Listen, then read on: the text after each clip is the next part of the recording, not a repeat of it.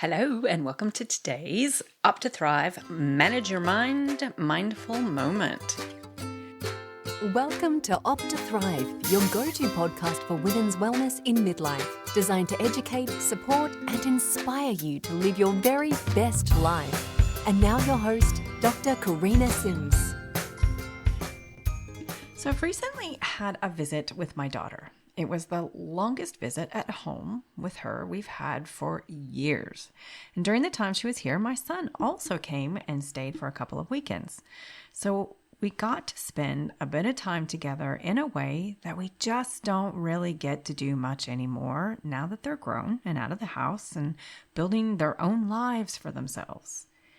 It has been a really interesting couple of weeks as we navigated living in the same space as these adult people with all these lives that we've created for ourselves, independent of each other.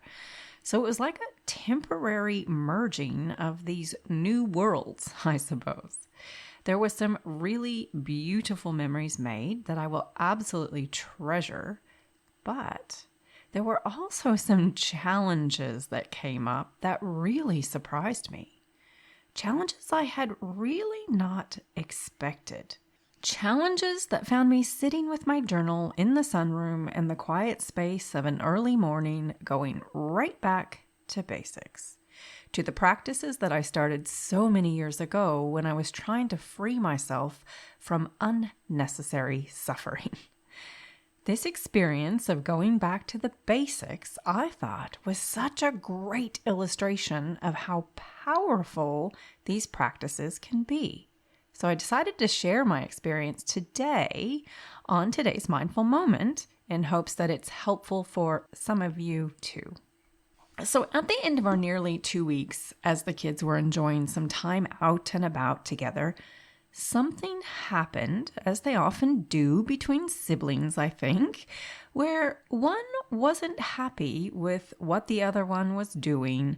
Words were said, drama ensued, drama that woke me up at 2 a.m. when they arrived home from the pub. The next morning, my head was spinning. I felt myself being pulled into the drama. All of the times I've spoken to patients about their families devastated by family feuds where siblings hadn't spoken for years or a child hadn't spoken to their parents for years was weighing really heavily on my heart and mind. I had a lot of thoughts about both of my adult children, and in my head it felt like a jumbled mess and such an interesting place to be as a mother of these grown people.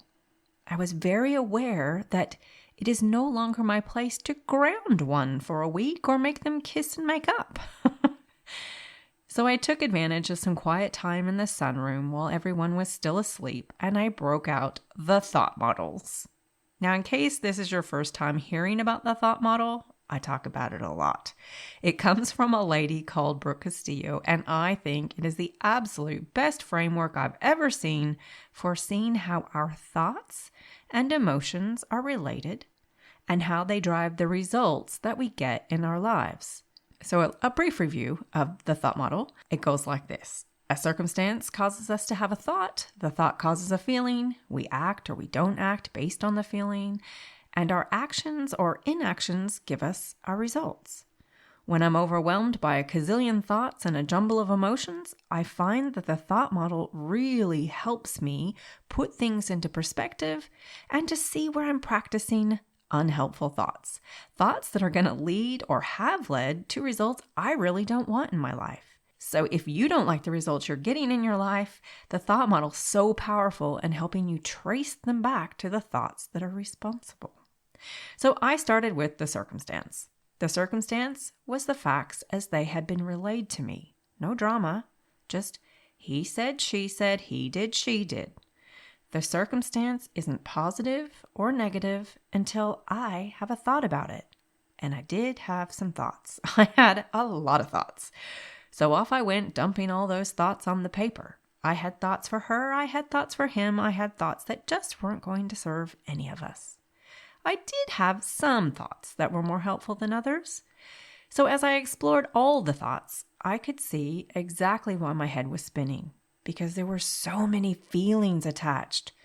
Now remember, each thought gets its own model because each thought is likely attached to another feeling. There was fear, anger, disappointment, sadness, guilt.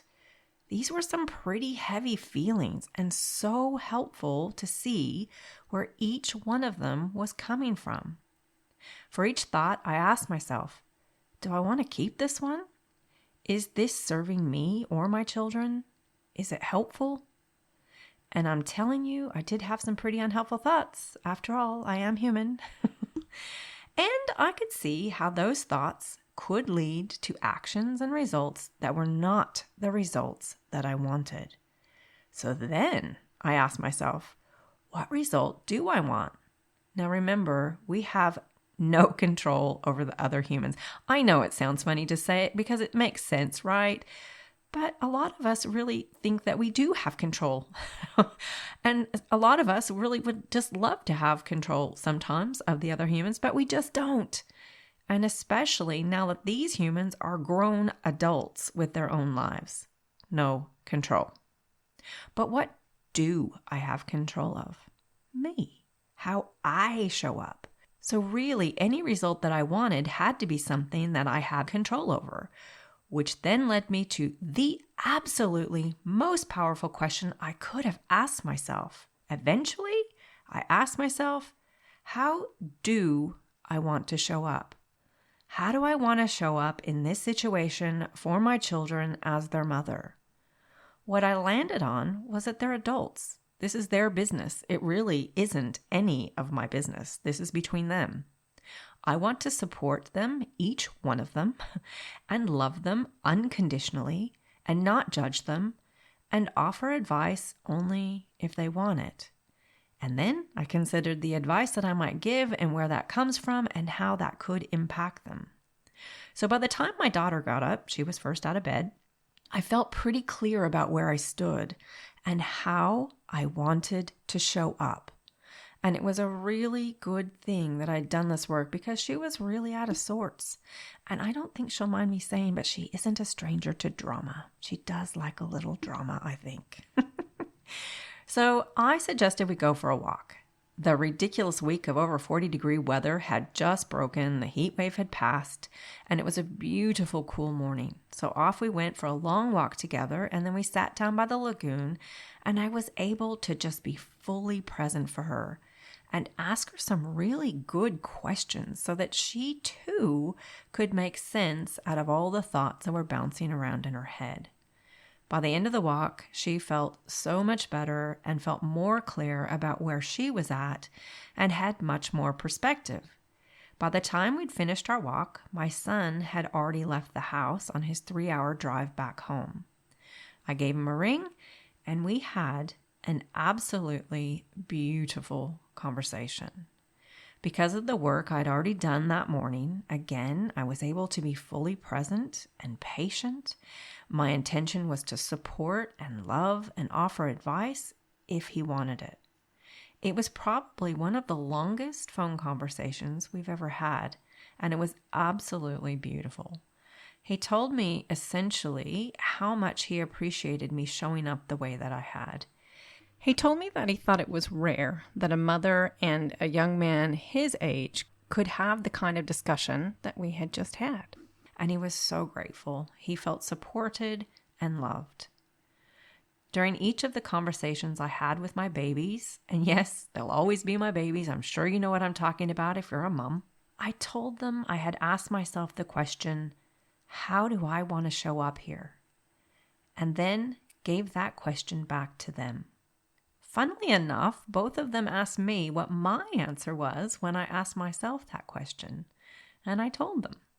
So that is my point out of all of this, is that the simple process of asking yourself the question, how do I want to show up here, can be such a powerful process. I think it can help override the emotional brain that, I don't know about you, but certainly for me, can have words flying out of my mouth I wish I'd never said before my rational brain can hold them in. So, how are you showing up? How do you want to show up? those are the questions I've got for you today, my friends.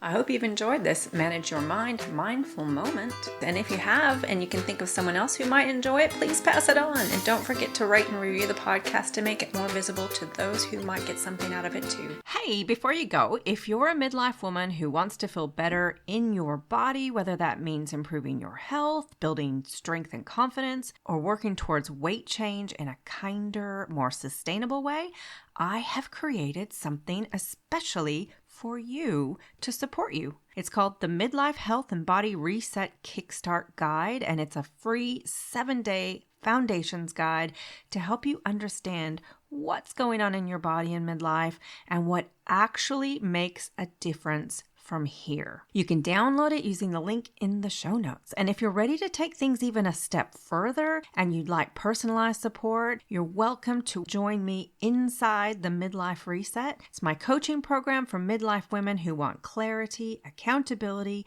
and compassionate guidance as they build strength, improve their health, and create real lasting change. I'm now running monthly intake cycles, which means there's a supported onboarding start date each month, so you don't have to wait for a big launch and you can begin when the timing feels right for you with guidance from day one. You'll find a link in the show notes to get you all the details, including the date of the next intake. And if you're not sure whether it's the right fit, you're always welcome to reach out and ask me any questions. We can even book a little discovery call where we find out if we're a good fit and if it's the right program for you. Just send me a message. Thanks so much for listening and for being here. Have a great week, everyone. And until then, I hope you opt to thrive. The Opt to Thrive podcast is designed for information purposes only and is not engaged in the giving of medical advice. The information provided on the podcast should not be used for diagnosing or treating a health problem or disease. In no way should the information provided by Opt to Thrive be considered medical advice, and at all times the advice of a medical professional should supersede recommendations from Opt to Thrive. If you have or suspect you may have a health problem, you should consult your healthcare provider. The views expressed in this podcast are purely that of Dr. Sims and do not in any way reflect those of the institutions she contracts with medical services to. Thank you for listening to Opt to Thrive. If you've enjoyed listening, please rate and share the podcast. You can visit our website at opttothrive.com and leave a comment for any subjects you would like to hear more about.